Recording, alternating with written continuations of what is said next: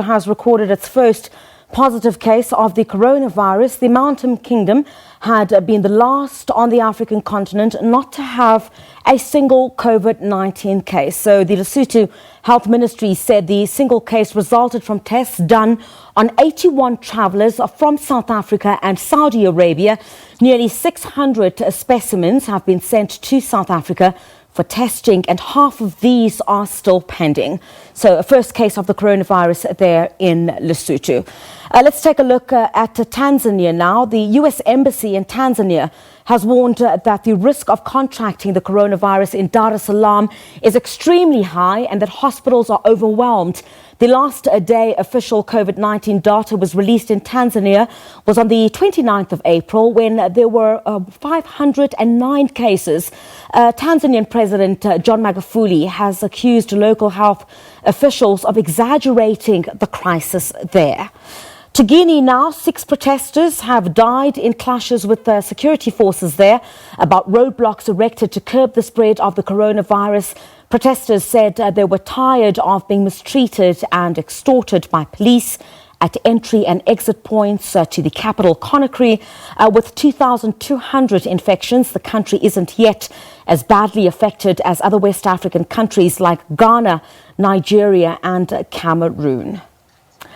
So in total, the African continent has 72,000 COVID-19 cases with 25,000 recoveries and 2,400 deaths. Just giving you a continental overview of the impact of the coronavirus.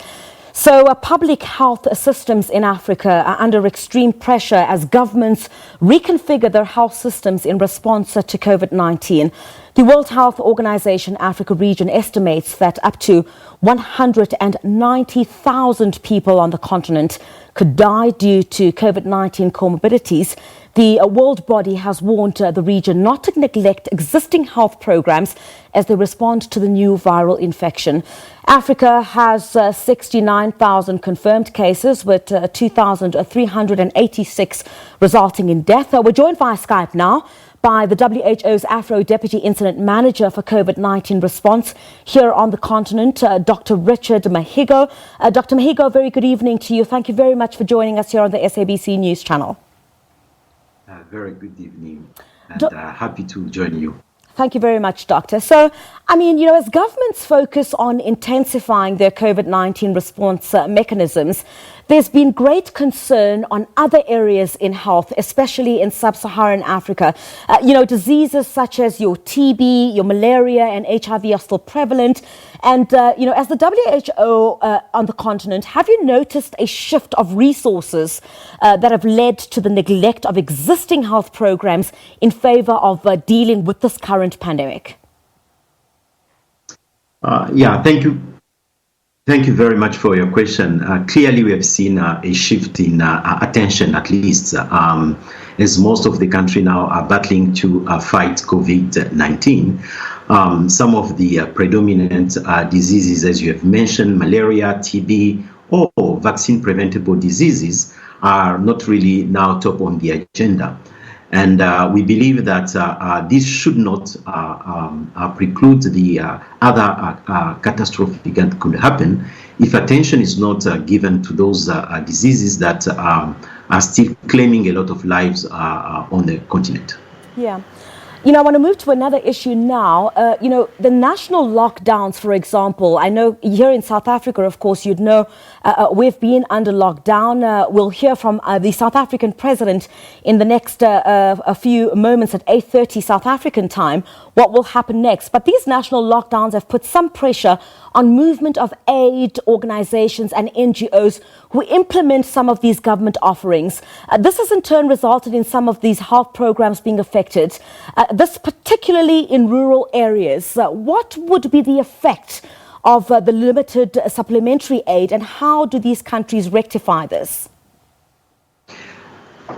Thank you. Beyond the NGO and supplemented aid, even government services had some issues to reach all these remote areas. Yeah. Clearly, the lockdown that we have seen in almost all the country on the continent have had clearly some effect. We at WHO have clearly mentioned that it's quite important that the basic primary healthcare services, either being administered through government services or through NGO, must continue. And they should be opening for provision of this life-saving intervention.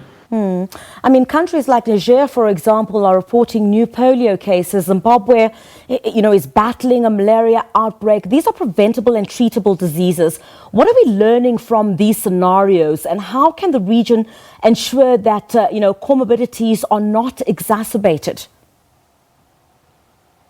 We are seeing it's through circulating vaccine-derived polio cases in some countries, but also cases like measles that can be easily controlled by vaccination.